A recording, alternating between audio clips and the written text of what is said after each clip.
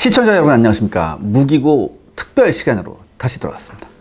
특별히 알아볼 오늘 주제는 뭔가요? 이게 특별히 알아볼 게 뭐냐. 지난 9월 25일이었어요. 언론에 다음과 같은 기사가 났습니다.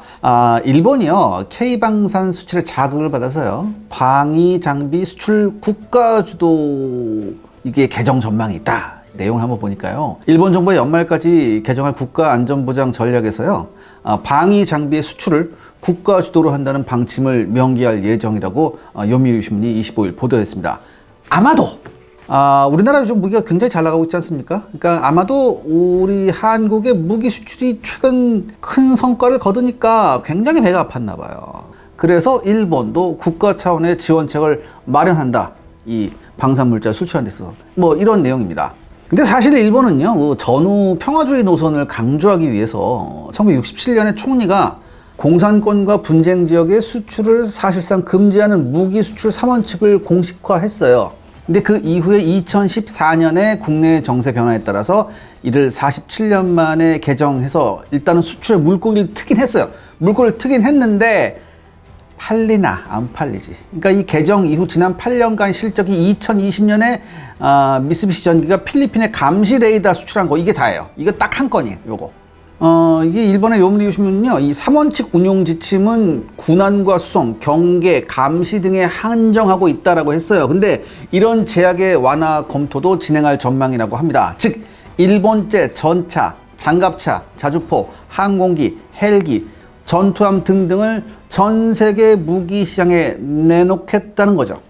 한마디로 동북아에서 한국의 라이벌이 될 수 있으리라고 생각한 겁니다. 일본의 일부 밀떡 네티즌들은요, 일본이 곧 한국의 시장을 잡아먹고 세계 4대 방산 수출 국가로 우뚝 설 것이라고 얘기했습니다. 참 제가 한마디 하겠습니다. 개소리도 참 참신하다. 뭐 일본 전투함이나 항공기의 성능은 뭐 어느 정도 인정하고 있습니다. 하지만요, 적어도 지상 장비에서 일본이 이런 야무진 발상을 한다는 건요, 참 어처구니가 없습니다.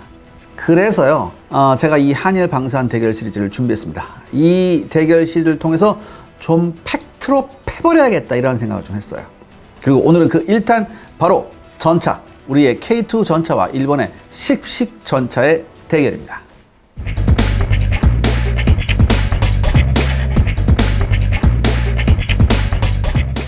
일단 두 전차의 개발 배경부터 말씀해 주신다면. 네, 개발 배경은 제가 간단히만 말씀드릴게요. 너무나 잘 알고 있으니까. 먼저 우리 K2 전차부터 한번 해볼게요. 1960에서 70년대 내내 우리 육군은요, 미국의 M48 전차를 그야말로 마르고 닳도록 쓰고 있었습니다. 그리고 나서 이제 미국으로부터 M60 전차를 들여오려고 했는데 거절당했죠. 그래서 우리 정부가 빡쳐서 독일과 손잡고 전차 개발을 하려 했습니다. 하지만 여러 가지 현실적인 문제 때문에 포기했죠. 첫 번째가 뭐냐면 이제 이렇게 되면은 동맹이 훼손되잖아요. 그동안 미제를 썼는데 너도 우리가 그거 안 팔았다고 낼름 독일 거 사? 이러면 좀 그렇잖아. 동맹의 훼손이 되고, 두 번째 미군과의 연계. 왜냐하면 이제 아무래도 미국 장비를 쓰게 되면 뭐 훈련이나 뭐 그런 거 여러 가지 등등등등이 이제 연계가 되는데 생뚱맞게 독일제 장비가 딱 들어오면 이게 다 안 맞단 말이지. 그러니까 이거와 연계된 훈련과 보급상의 차이, 뭐 이런 현실적인 문제 때문에 포기한 거예요. 사실 뭐 미국이 부랴부랴 말렸다는 얘기도 있는데 그거보다는 이런 현실적인 문제 때문에 포기했다. 그래서 우리나라는요, 미국 클라이슬러와 협력해서 전차를 만들게 되죠. 그 전차가 바로 K1 시리즈입니다. 하지만요, 이 K1 전차 시리즈의 최우선 목표는 뭐였냐? 북한의 전차들을 상대하는 거예요. 그러니까 북한의 전차를 상대로는 무리가 없죠. 이 K1 시리즈, K1 나오고 K1A1 나오고 뭐 A2도 나오고 하니까. 그런데요, 2000년대에 들어서면서 한국군은 미군과의 합동 훈련을 하면서요, 네트워크전의 미래를 봅니다. 근데 문제는 뭐였냐? 이 신호 체계가 모두 아날로그 방식인 K1이나 그 개량형인 K1A1으로서는 이 미래 전장에서 곤란하다고 판단한 거예요. 그러니까 어설프게라도 미군 흉내를 내려면 어떻게 됐냐? 요 전차들 가지고 근접 항공 통제를 해야 돼요.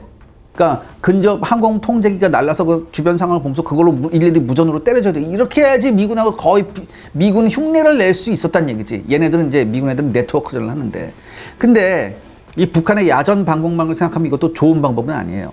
또 하나, 향후 북한이 전차를 업그레이드할 가능성도 충분히 있었죠. 그래서 우리 육군은요, 북한은 물론 주변국의 전차를 압도하면서 고도의 네트워크전이 가능한 세계 최고 수준의 전차를 보유한다는 목표로 전차 개발을 시작하게 됩니다. 그것이 바로 K2 전차였죠. 참고로 러시아로부터 들여온 T-80U 전차가 상당한 참고가 되었습니다. 특히 이 K2 전차에는요, 핵전쟁 시 전투를 고려해서 방사능을 차단하는 중성자 차폐 라이너가 사용되는데 이 기술이 T-80U 전차에서 그대로 온 겁니다. 아무튼 이렇게 해서 우리는 제 생각으로는 세계 5손가락, 조금 더 국뽕이 들어가면 세 손가락 안에 드는 그런 강력한 3.5세대 전차를 손에 넣게 됐습니다. 그렇다면 일본의 십식 전차는 어떻게 나오게 된 거죠? 이 십식 전차 제가 한마디로 정리해드리겠습니다. 굉장히 골 때리는 전차입니다. 이 십식 전차 얘기를 하려면요, 먼저 일본의 철도 시스템 얘기를 해야 합니다. 일본은요, 세계적으로 손꼽히는 철도 강국입니다. 일본 국내 철도 총 연장선이 혹시 몇 킬로미터인지 아십니까? 무려 23,000여 킬로미터입니다. 한국은 아직 5,000킬로미터가 채 안 돼요. 그리고 이 철도선의 그 밀도 또한 세계 탑급이에요. 요거 사진 한번 보시죠. 일본 연도를 통과하는 이 각종 철도고요. 그 옆에 있는 건 뭐냐면은 일본 그 수도권 내 전철역 지도예요. 우리나라 전철, 그 수도권 전철 지도도 만만치 않은데 얘네는 더해요. 그러니까 이 철도 총 연장선이라는 게 수도권 광역망 전철까지 포함이에요. 그래도 23,000여 킬로미터는 거의 세계 탑급이에요. 하지만요, 일본이 쓰고 있는 철도의 그 규격이 문제였습니다. 일본은요, 이 협궤라는 철도 규격을 써요. 그러니까 이 협궤 철도 이렇게 레일 폭이요, 1076mm예요. 그러니까 굉장히 좁은 철도예요. 이게 과거 영국이 식민지에서 건설하던 경량철도 규격이거든요. 그러니까 후에 이제 일부 철도 레일 폭을 1472mm로 늘리긴 했지만 우리나라를 비롯한 세계 표준이요, 1435mm거든요. 그렇기 때문에 지금 전 세계 표준 철도 레일 폭에 비해서 굉장히 좁죠. 그런데 이게 왜 중요하느냐? 이 전차나 자주포 같은 무거운 물건을요, 먼 거리까지 옮기려면 반드시 철도나 대형 트레일러 트럭을 이용해야 합니다. 특히 철도는요, 국내에 전략 기동이 있어서 매우 중요해요. 그런데 일본의 협궤 철도의 차량폭은요, 최대 3m입니다. 근데 일본의 90식 전차 폭이 3.3m거든요. 이렇게 되면 어떻게 되느냐? 전차를 열차에 실어나는 게 좀 곤란해져요. 그러니까 못하는 건 아니지만, 그러니까 일단 이걸 하려면은 열차 화물칸 위에 사진에서 보시는 것 같이 일단 나무로 된 광폭판을 설치해야 합니다. 그러니까 이러면은 웬만한 거는 실을 수는 있죠. 그래서 이렇게 돼서는 웬만한 데 가겠다 싶은데 문제는 뭐냐면은 철도가 두 개가 이렇게 나란히 가잖아요. 근데 맞은편에서도 그 열차가 올 수 있잖아요. 곡선주로에서 이게 굉장히 위험하대요. 그렇기 때문에 곡선주로에서는 거의 단선 열차처럼 사용해야 된다. 다시 말해서 곡선주로에서 마주오는 열차와 간섭이 있을 수 있으니까 전차를 실은 열차를 운행할 때는 반대편 열차는 정차해 있어야 됩니다. 그러니까 이게 뭐 한 번만 옮기는 뭐 일회성 운반이라면 그냥 넘어갈 수도 있는데 이게 전략 운송이라면 이거 문제가 다르죠. 그렇죠? 그럼 아까 얘기해 주셨던 트레일러 트럭 이거 쓰면 되지 않나요? 네, 그럴 수도 있어요. 그 대형 트레일러 쓰면 되는데 근데 이게 있죠. 만약에 다량의 전차를 한 번에 운송해야 될 때는 어떻게 됩니까? 탱크, 전차의 수만큼 트레일러 트럭이 필요해요. 그래서 열차가 중요한 거예요. 또 하나, 일본의 특대형 운반차 수송 한 개의 중량이 40톤입니다. 근데 일본의 90식 전차의 중량이 50톤이에요. 그래서요, 90식 전차를 트레일러 트럭으로 운송할 때는 사진에서 보시는 것 같이 반드시 포탑과 차체를 분리해서 옮겨야 됩니다. 그러니까 전차 하나를 옮기는데 트레일러가 몇 대? 2대가 필요한 거죠. 바로 이런 문제를 해결하기 위해서 일본은 비교적 가벼운 중량의 전차를 개발해야만 했습니다. 이것이 바로 십식 전차의 비하인드 스토리죠. 다음은 두 전차의 기본 스펙 비교표입니다. 보시면 알겠지만 뭐 한둘레, 1.5둘레 이상 우리 K2 전차가 커요. 굉장히 뭐 크고 뭐 주포도 조금 차이가 나고 엔진 출력도 차이가 나고 등등등이 있어요. 그러니까 요거를 바탕으로 이제 여러분들한테 소개를 해드리겠습니다. 자, 먼저 공격력부터 한번 소개를 해드리겠습니다. 근데 이거 공격력 얘기를 하려면은 포와 포탄부터 한번 먼저 살펴봐야 돼요. 현재 주포 공격력 면에서 세계 최강은요, 우리나라의 K2 흑표 전차입니다. 그 당장 포구 초속 자체가요, 이 K2의 55구경장 120mm 화량포가 굉장히 빠릅니다. 거의 세계에서 가장 빠를 거예요. 그리고 여기에 사용된 날탄, 그러니까 APF SDS탄이죠. 요거 역시 우리나라 기술 수준이 굉장히 높습니다. 제가 여러 번 말씀드렸죠. 독일이나 이스라엘한테 배우러 갔더니 가라. 니네가 여기 왜 오냐. 식으로. 특히 날탄 기술이 굉장히 중요한데요. 옛날과 달리 포탄을 어떻게 만드냐에 따라서 포의 성능이 크게 변하는 시대입니다. 지금은 우리 육군의 최신의 날탄 K279는요 대략적으로 2km 거리에서 RHA, 그러니까 쉽게 말해서 균질 아변 강판 기준 750mm 이상의 관통력을 가질 것으로 추정이 되어집니다. 일부에서는 800mm가 넘을 거다, 이런 얘기도 있어요. 그러니까 한마디로 세계 탑티어급이죠. 또 하나, 헬리콥터를 공격할 수 있는 탄종도 갖추고 있습니다. 근데 오해하지 말아야 될 건 이거는 어디까지나 제한적인 상황이에요. 본격적인 대전차 공격 헬기하고 상대하는 건 자살 행위입니다. K2 전차도. 참고로 K2 전차가 처음 나왔을 때 아직도 잊어버리지 않습니다. 어떤 공중파 9시 뉴스에서 이런 말을 했습니다. 아파치도 때려잡는 K2 전차. 반면 일본의 십식은요 4.4 구경장이에요. 좀 짧죠. 그러니까 포신이 우리보다 훨씬 짧아요. 그러니까 여러분 지금 사진에 보시겠지만 제가 비교해놨죠. 굉장히 좀 짧습니다. 그러니까 일본은 4.4 구경장의 120mm 활강포예요. 일본의 이전 세대인 90식 전차나 현재 우리나라의 K1A1과 같은 길이에요. 이 때문에 흑표보다 탄속이 떨어지는 것은 어쩔 수 없습니다. 또 날탄 역시 일본은요 자신들이 세계 최고라고 자부하고 있지만 적어도 현재까지 발표된 수준으로 봐서는 우리보다 떨어지는 게 사실입니다. 그러니까 이 날탄에서 굉장히 중요한 게 뭐냐면 유효 관통자, 지금 그림 보시면 제가 이렇게 빨간색 동그라미로 해놨죠. 요게 유효 관통자예요. 그러니까 이 유효 관통자 길이가 왜 중요하냐면 요게 길면 길수록 관통력이 높아요. 그런데 일본의 십식에 사용되는 이 날탄의 관통자 길이는요 우리 거보다 짧다고 알려져 있어요. 그렇지만 그래도 무시할 물건은 절대 아닌 게 포신은 짧지만 이 십식이 이 약실 압력은 상당히 높게 만들었어요, 얘네가. 그렇기 때문에 포구 초속 자체는 포신 길이에 비하면 제법 빠르게 나오는 편이라고 알려져 있습니다. 근데 이건 이 포구 초속 같은 경우에는 좀 보안 사항이기 때문에 그 공개 안 하는 나라가 굉장히 많아요. 그럼에도 불구하고 우리 거보다 좀 처진다는 얘기가 있어요. 또한 십식 전차는요 나중에 55 구경장 포신으로, 그러니까 우리 K2에 달려있는 거 그거하고 똑같은 걸로 바꿀 수도 있게 설계가 됐습니다. 만약 일본이 55 구경장 포신과 더 발달된 날탄을 손에 넣는다면 포 위력이 꽤 강화될 여지는 있습니다. 그리고 두 전차 모두 버슬형 장전 장치를 사용합니다. 요게 이제 자동 장전 장치는 서방에서는 이제 버슬형을 많이 쓰고 이제 러시아 영향을 많이 받은 데가 이제 캐로젤식 이런 걸 많이 쓰거든요. 이제 캐로젤식은 요번에 여러분 러시아 우크라이나 전쟁 보셨지만은 이게 잘못 맞으면 유폭이 나서 이제 전차 뚜껑이 워낙 잘 날아가가지고 이게 굉장히 위험해요. 대신 서방에서 많이 쓰는 이 버슬형 장전 장치는 그럴 위험이 좀 적습니다. 그 다음에 발사 속도 등의 장전 장치 성능 면에서는 두 전차 간의 수준 차이는 거의 없습니다. 자, 그렇다면 사격 통제 장치는 어떤가요? 네, 현대전차의 공격력에서 또한 중요한 것이 바로 이 포구 안전 장치를 포함하는 FCS, 즉 사격 통제 장치죠. 아무리 좋은 주포가 있어도, 아무리 좋은 포가 있어도 이 두 가지가 붉으면 주포도 뭡니까? 고자신세예요. 이 부분에서는요 일본의 십식과 우리의 흑표가 막상막합니다.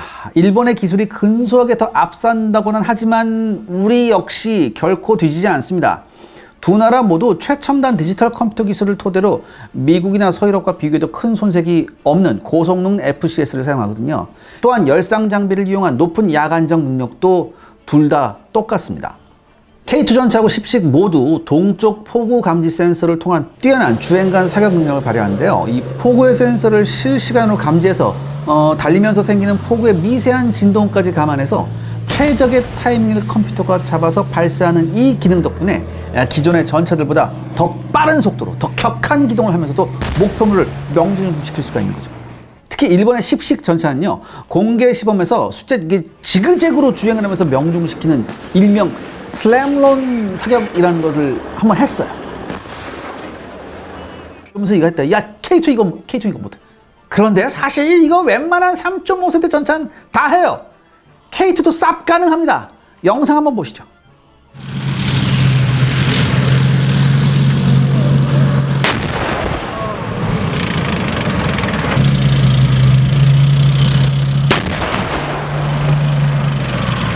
그리고 그리고 K2와 10식 모두요, FCS의 운영 개념이 이전 세대보다는 비교할 수 없을 정도로 아주 크게 진보했습니다. 목표의 형상까지 열상 장치를 이용해서 판독해요. 그리고 나서 자동으로 추적하는 것은 뭐 이건 너무나 당연하고 위협도 판정까지 어느 정도 이루어집니다. 그리고 이 부분에서는 일본의 10식을 주목해 볼 필요가 있어요. 10식의 FCS는요, 수체 데이터베이스에 있는 정보를 토대로 목표의 약점에 자동으로 조준하게 되어 있습니다. 또 하나, 사격 후에 적이 격파됐는지 아닌지를 판단해서 격파되지 않을 경우 승무원에게 재사격을 권고하는 그 정도 수준까지 와 있어요. 우리 K2는 어느 정도까지 기능이 있는지 보안상 불분명한 부분이 좀 많이 있습니다. 그리고 사실 개발 초기에 기존의 K1, A1과는 개념 자체가 달라서 처음 실탄 사격했을 때는 포수가 익숙지가 않아가지고 오히려 K1, A2보다 낮은 명중률이 나왔다는 이야기도 있어요. 그만큼 기능이나 개념 면에서 기존과는 완전히 크게 차이가 나요. 하지만요, K2는 우리 국내뿐만 아니라 수출을 목표로 하고 있기 때문에 개량의 여유가 큰 전차입니다. 그리고 들리는 말에 의하면 K2의 수출형에는 당연히 위협도 평가 기능이 있습니다. 그러니까 쉽게 말해서 10식하고 마찬가지로 PR을 식별하고 그중에서 가장 위협이 되는 표적을 골라 사격하는 그런 기능이 있다는 얘기죠. 아마 지금 현재 우리가 쓰고 있는 K2에도 있을지도 모릅니다. 이게 워낙 보안사항이기 때문에. 시청자 여러분들의 구독과 좋아요는 영상 제작에 정말 큰 도움이 됩니다. 여러분들 부탁드리겠습니다. 구독과 좋아요. 그리고 다음 방어력은 어떤가요? 사실 이 부분은 좀 비교가 어려워요. 어느 나라나 자국의 복합장갑 수준은요, 철저하게 비밀로 되어 있기 때문이에요. 근데 이건 있어요. KT의 경우 가장 강력한 포탑의 정면 장갑은요, 흑효 자신이 가진 55 구경장 120mm 날탄의 사격까지 막아냅니다. 즉 10식의 전차의 주포 사격을 막아낼 가능성이 충분하다는 얘기죠. 게다가 K2는 정면뿐만 아니라 측면에 대해서도 꽤 방어력에 대한 배려가 있습니다. 측면 복합장갑 그 자체도요, 최소한 RPG-7의 방어가 가능한 수준이에요. 여기에 측면 수납상자가 일종의 이제 공간장갑 역할까지 하고 있어요. 그런데다가 반응장갑까지 추가할 수 있게 설계가 됐거든요. 그렇기 때문에 구경이 엄청나게 큰 대전차 미사일이라면은 어쩔 수 없지만, 이거는 뭐 누구나 어쩔 수 없는 거지만, 하지만 일반적인 보병용 대전차 화기의 대전차 고폭탄이라면 막아낼 수 있어요. 관통이 쉽지 않습니다. 10식 역시 자신의 주포로 쏜 날탄을 문제없이 막아낼 수 있는 정면 장갑을 가지고 있어요. 정면만큼은 일본의 그 앞세대 전차 90식보다도 향상된 것으로 평가가 돼요. 그러니까 여러분, 이건 우리가 인정해야 됩니다. 뭐가 어쩌니 저쩌니 해도요, 아시아뿐만 아니라 세계적으로 일본만큼 소재 관련 기술을 풍부하게 확보한 나라도 별로 없습니다. 게다가 모듈식 장갑으로 손상된 부분요, 교체하면 그만이에요. 근데 뭐냐? 문제는 측면입니다. 10식의 경우 측면 방어력은 35mm 기관포의 철갑탄 사격을 막아내는 수준이에요. 한마디로 뭐냐면 RPG 방어는 꿈에도 못 꾼다는 거죠. 다만 이게 손을 놓고 있는 건 아니에요. 그러니까 얇은 장갑판이나마 증가 장갑을 추가하게 되면은 RPG 정도는 100%까지는 아니지만 어느 정도 방어를 할 수 있다고 하고요. 또한 최대 4톤까지 추가 장갑 장착이 가능하기 때문에 이 10식이 100% 추가 장갑까지 완전히 풀하면 이게 한 48톤 정도 되거든요. 이렇게 되면은 우리나라의 K2만큼은 아닐지언정 나름 방어력이 있을 가능성도 있습니다. 다만 일본은 반응 장갑은 아직 사용을 고려하고 있지 않다고 하네요. 그리고요, 이 다른 전차들과 비교해서 우리 K2 전차가요, 장갑 방어면서 눈에 띄는 또 다른 특징은요, 상부 공격에 대한 방어에 적잖은 투자를 했다는 겁니다. 56톤이라는 무게 때문에 상부까지는 복합장갑이 적용되지는 못했어요.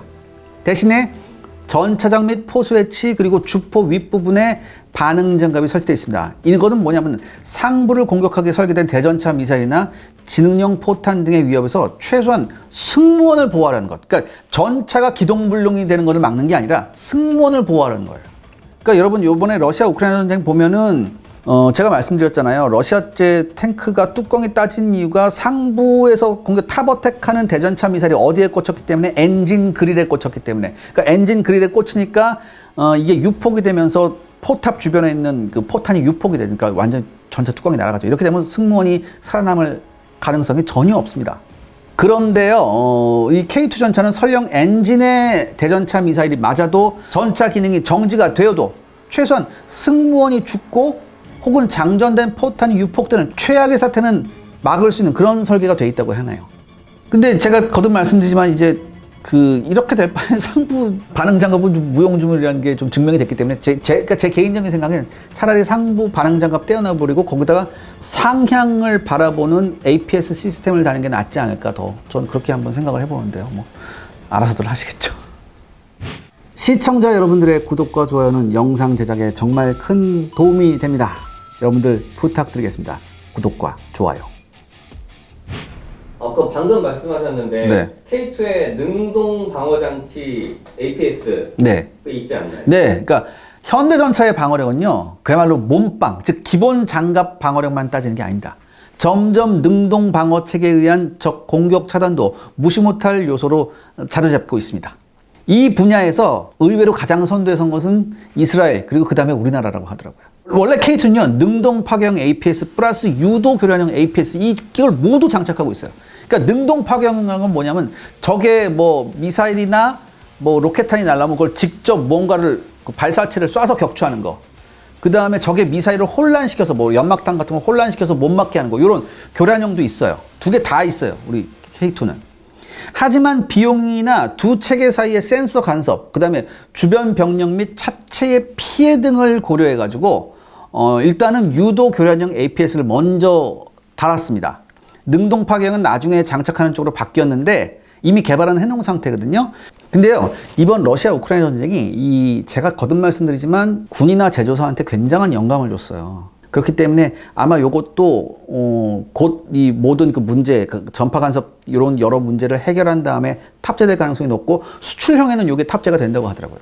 일단 K2 유도 교란형 APS는요, 레이저 센서하고 밀리미터파 레이더, 그 다음에 대응탄 발사기로 나뉩니다. 레이저 센서는 적 미사일이나 전차포 등의 조준용 레이저를 탐지하고요, 탐지한 방향으로 주포가 자동적으로 돌아서 추적하게 되어 있어요. 그리고 만약에 적이 대전차 미사일을 발사하면요, 밀리미터파 레이더가 이를 포착해서 컴퓨터에 알려줍니다. 그리고 컴퓨터는 일정한 거리까지 접근하면 대응탄을 미사일 방향으로 발사해요. 이 대응탄이란 건 일종의 연막탄이에요. 그러니까 적외선 및 레이저 혹은 전파등을 교란하는 그런 성분이 포함되어 있는 연막탄입니다.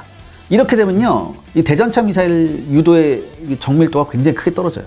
근데 중요한 것은 뭐냐, 이때 전차가 가만히 있으면 안 돼요. 발사하는 동시에 급가속을 해서 그 자리를 빠르게 벗어나야 됩니다.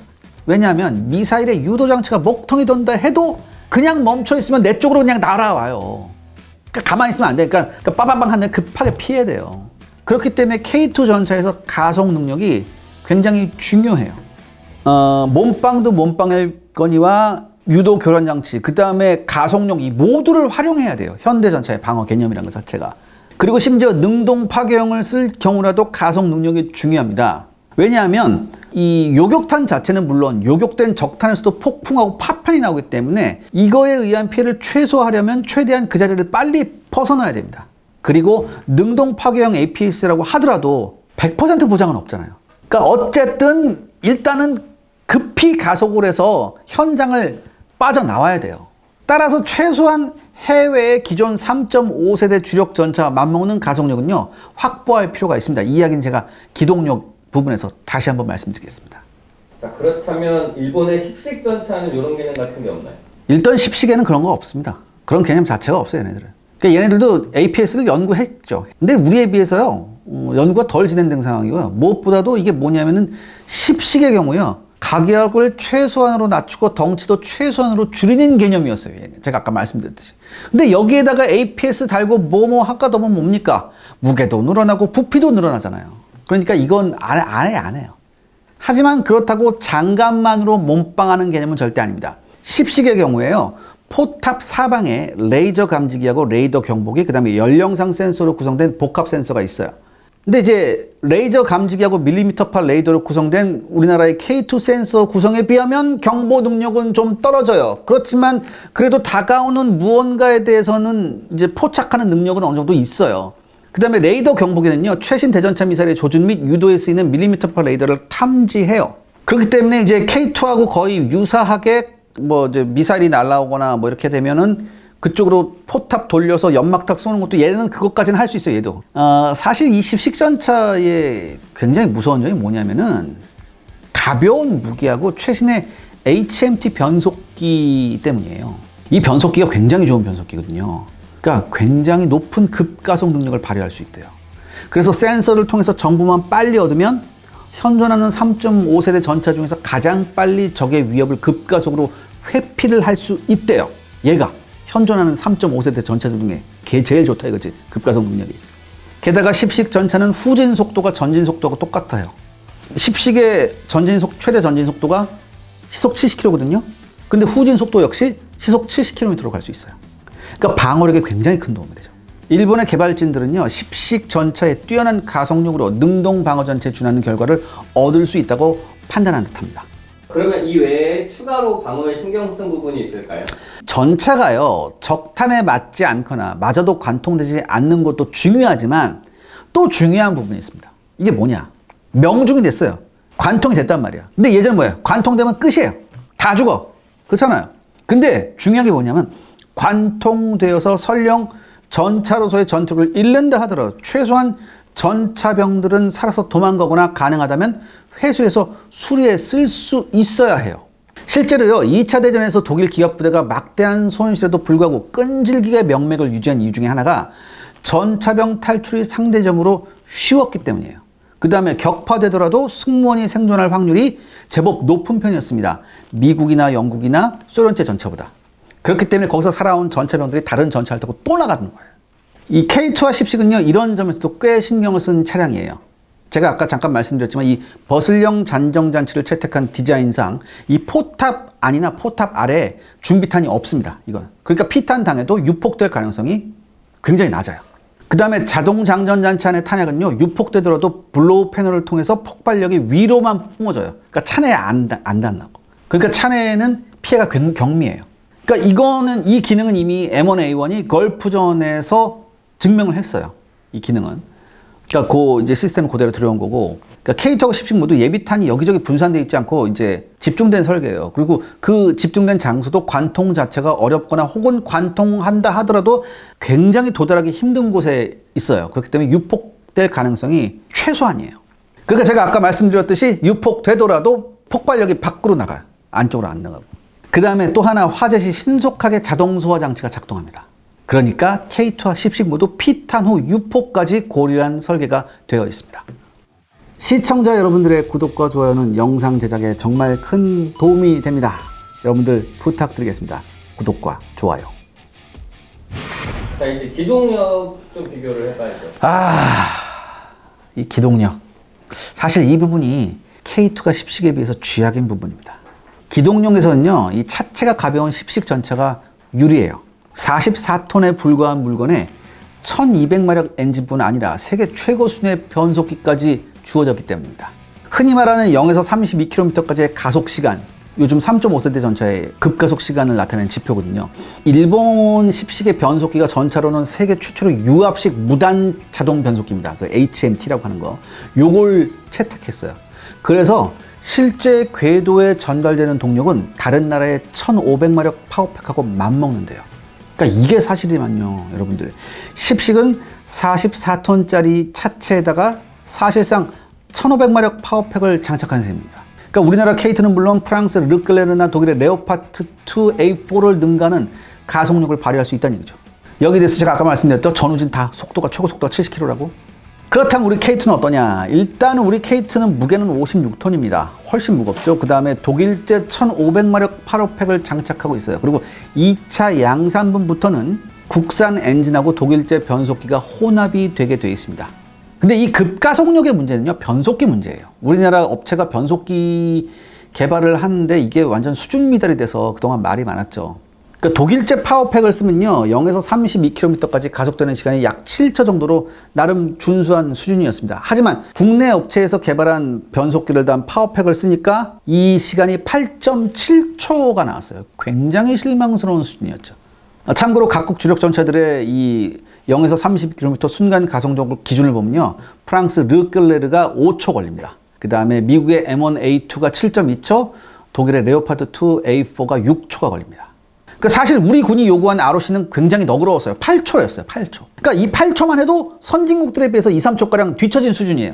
우리가 파워팩 생산해본 경험이 없으니까 현실 고려해서 야 8초까지만 끊어라 이렇게 기준을 제시했는데 근데 8.7초가 나왔다. 그러니까 한마디로 굉장히 심각한 수준이잖아요. 그러니까 선진국에 비해서 좀 너그럽게 했는데도 이것도 기준에 미달하니까. 근데 뭐 언론에서 뭐라고 나왔냐면 겨우 0.7초 가지고 퇴짜를 놓느냐 막 이런 기사가 나왔다고. 더군다나 설상가상으로 변속기 개발 업체가 뭐라고 얘기했냐면 우리 육군의 ROC 조건이 너무 가혹하다. 이런 소리를 했어요. 그러면서 또 뭐라고 했냐? 반쪽짜리다. 왜냐하면 엔진만 국산이고 변속기가 외제니까 반쪽짜리 국산 전차 이대로 좋은가라는 표현을 했어요. 내가 진짜 뭐라고 하고 싶은데 정말 하기 못하겠는데 이런 말을 하기 전에 세계 전차의 표준을 한번 보라고요. 세계 전차의 트렌드가 뭔지 한번 보라고. 그리고 반쪽짜리? F라인에는 무슨 우리나라 디스플레이나 반도체 안 들어가나? 통합이 중요하다니까. 통합이. 어? 최고 성능이 나올 수 있게 통합을 해야 될 거 아니야. 사실 이 이외에도 문제가 굉장히 많은데 제가 말하기 싫습니다. 그래서 결국 우리 K2 전차는 초도 양상분 100대에는 독일제 파워팩, 그 다음에 2차 양상분에서는 엔진은 국산을, 그리고 가장 문제가 많았던 변속기는 독일제를 쓴으로 타협했죠. 2차뿐만 아니라 3차분까지 이렇게 생산하기로 되어 있습니다. 따라서 기동력은요, 솔직히 K2가 10시계에 밀리는 것이 사실입니다. 하지만 우리가 레드백에서 우리가 교훈이 있지 않습니까? 통합이 얼마나 중요하냐. 최고의 성능을 갖기 위해서는 이렇게 해야 돼요. 부끄러운 게 아닙니다. 자, 그 외에 또 비교할 게 있을까요? 두 전차 모두요, 위에서 언급한 특징들 외에도 GPS하고 무선 데이터 링크를 통한 C4I 기능을 탑재하고 있습니다. 현대전에서 이 C4I는요, 매우 결정적인 요소예요. 제가 거듭 말씀드리지만 이번 러시아 우크라이나 전쟁에서 증명이 됐죠. 그러니까 시뮬레이션을 한번 해보니까 전차 1개 소대가 C4I 데이터 링크로 정보를 교류할 경우에, 그러니까 1개 소대는 세대예요, 세대. 이 세대가 각 전차가 발견한 목표를 공유할 수 있으며 이를 통해 8개의 목표를 동시에 포착해서 이를 거의 동시에 공격하는 게 가능했습니다. 특히 이 일본의 10시계 탑재된 컴퓨터는요, 각각의 목표에 대해 위협도를 판단해서 무엇부터 공격해야 할지 지시합니다. 그리고 이를 통해 소대의 각 전차는 중복 사격을 피하면서 가장 짧은 시간 안에 목표를 차례차례 격파할 수 있어요. 심지어 소대장이 보기에 위협적인 목표가 있다면요, C4I 데이터 링크를 통해 다른 소대 차량을 오버라이드 할 수 있습니다. 이게 무슨 소리냐. 예를 들어서 소대장이 보기에 가장 가까이에서 잘 대응할 차량이 2호차인데 2호차는 그걸 모르고 있어. 그럼 뭐야? 무선으로 야 2호차 새끼야 저기를 봐 이렇게 이러쿵저러쿵 하는 게 아니라 아예 2호차 포탑을 소대장이 직접 목표 쪽으로 돌려버릴 수 있어요. 컴퓨터를 통해서. 그러니까 이 아까 말했던 이 오버라이드가 뭐냐면 전차장이 포수를 무시하고 필요한 쪽으로 포탑을 돌리는 기능인데 이 기능은 오래전부터 많은 전차가 가진 기능이에요. 그런데 10시계 C4I는 아예 다른 전차까지 오버라이드 해볼 수 있다는 거죠. K2가 이 정도까지 C4I를 구현하는지 어떤지는 분명히 밝혀지지 않았습니다. 하지만요, 우리가 이걸 생각해 봐야 되거든요. 우리 한국군은요, 우리가 연구 개발이 굉장히 많이 진행됐어요. 많은 부분이 일본보다 훨씬 더 많이 연구 개발이 진행된 상태입니다. 따라서 K2에도요, 이런 기능이 있을 수도 있다고 좀 짐작을 한번 해봐요. 지금 확실한 건 아닌데 혹시 있다고 생각되시는 분들 좀 댓글 좀 남겨주세요. 제가 아직 확인을 못해서. 그 다음에 최신 정보에 의하면 K2에는 뭐가 탑재되어 있냐? 항제밍 필터가 장착되어 있습니다. 그러니까 이게 뭐냐 하면은 저기 GPS 교란 경고를 해도 이 항제밍 필터 덕분에 차질 없이 작전이 가능한 거죠. 아무리 C4I가 있다고 하더라도 여러분들 GPS 시스템 자체가 그 제밍이 되면 이거 그 C4I가 먹통이 되는 거거든요. 근데 우리는 그걸 차단할 수 있는 제밍 필터가 있다는 얘기죠. 이 기능은 아직 10시계는 적용되지 않았습니다. 그 다음에 차체의 크기를 볼 때 승무원의 거주성은 당연히 K2가 더 좋을 것 같아요. 이게 왜냐? K2에는 에어컨이 설치되어 있지만 10식은 에어컨이 없어요. 또한 적재탄의 경우도요, K2가 40발 이상인 반면 10식은 22발입니다. 그러니까 이거는 결론에서 제가 다시 한번 말씀을 드릴게요.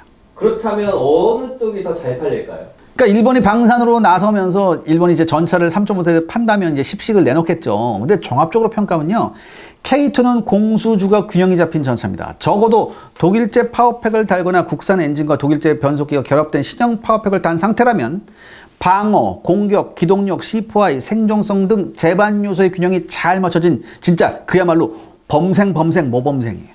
반면 10식은요, 지나치게 소형 경량화에 치중했어요. 그렇기 때문에 다른 부분들이 굉장히 많이 희생됐습니다. 비록 경량화로 얻어진 단점들은 기동성 등 다른 요소들로 제법 커버가 된다고 걔네가 우길 수도 있습니다. 하지만 이건 어디까지나 네 생각이죠. 이 십식은요, 한마디로 일본 열도 한정판 그런 거예요. 일본 열도에서만 쓰는 그런 전차예요.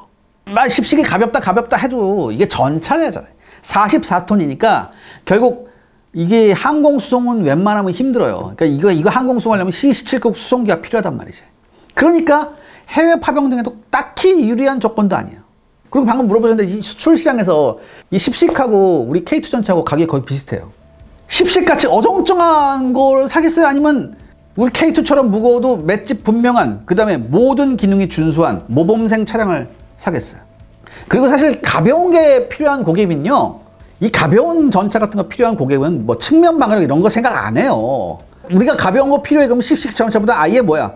확실히 가벼운, 훨씬 더 가벼운 뭐예요? 스트라이커 MGS 같은 거 사는 게 훨씬 이득이에요. 또 하나, 크기나 여러 가지 문제 때문에 향후 전차의 업그레이드나 확장성에 있어서 경량급 십식 전차는 한계가 뚜렷해요. 반면 우리 K2 전차는요, 업그레이드 여지가 굉장히 많습니다. 그래서 어느 나라에 수출해도 그 나라 사양에 맞게 개조가 가능하죠. 그래서 도대체 어디 거를 산다는 얘기인 거죠? 덱 같으면 어디 거 사겠어?